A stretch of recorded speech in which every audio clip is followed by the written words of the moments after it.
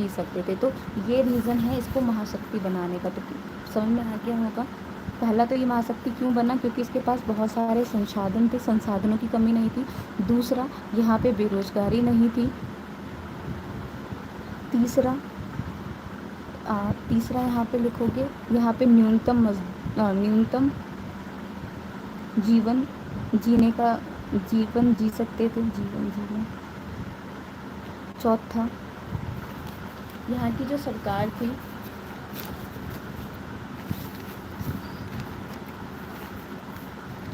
सरकार थी, वो स्वास्थ्य सुविधा पर खर्चा करती थी, शिक्षा पर खर्चा करती थी, ठीक है, बीमा, ये सारी सुविधाएं जो थी इन्होंने अपने नागरिकों को दी थी। इसलिए सोवियत संघ जो है वो एक महाशक्ति बना।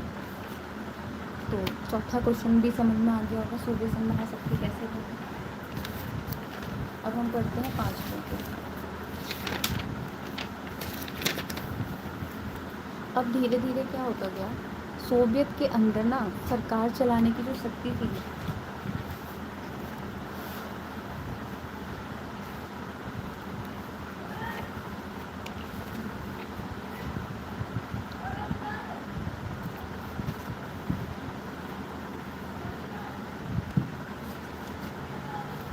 अब ये हुआ कि देखो सोवियत में सरकार कैसी थी, सत्तावादी थी। सरकार ही डिसीजन लेगी कि समाज कैसे चलेगा, ठीक है, सत्तावादी थी। तो यहाँ पर क्या था कि कुछ लोग होते थे जो सत्ता के अंदर लोगों को गाइड करते थे कि कैसे ही क्या बनाना है, कानून व्यवस्था समाज के लिए कैसे बनानी है, समाज को कैसे चलाना है। तो उन्हीं को क्या कहा गया है, नौकरशाही कहा गया। तो इनको क्या लगने लगा कि हम तो सरकार को गाइड कर रहे हैं, हम ही देश चला रहे हैं। तो इस तरीके से सोवियत के अंदर जो नौकरशाही थे उनका शिकंजा कसता चला गया। वो अपनी अकड़ दिखाने लगे, ठीक है, लोगों के काम नहीं करते थे और अपना दबदबा दिखाने लगे। तो इसी तरीके से धीरे धीरे क्या होता चला गया, सोवियत के अंदर नौकरशाही का शिकंजा कसता चला गया था। और ये कहीं ना कहीं जो ये प्रणाली थी सत्तावादी होती गई, यानी अपना फ़ायदा देखती गई। सत्तावादी होने के वजह से यहाँ का जो जनता का जीवन था वो बहुत ही कठिन होता चला गया। तो देखो यहाँ पे किसी भी समाज में लोकतंत्र अगर होता है तो लोकतंत्र में क्या होता है, जनता की सरकार होती है, तो वो जनता की भलाई के लिए कार्य करती है। मगर सोवियत के अंदर जो सरकार थी वो थी साम्यवादी की, और यहाँ पर किसी अन्य पार्टी तो थी नहीं, जो है यही काम करेगा। और यहाँ पर एक और चीज़ था कि आप सरकार के विरुद्ध में कुछ नहीं बोल सकते हो, ठीक है। तो नौकरशाही के विरुद्ध में भी कोई कुछ नहीं बोल सकता था। तो इसलिए समाज में क्या होता था, ये लोग जो थे वो काम नहीं करते थे ढंग से, भ्रष्टाचार होते जा रहे थे। तो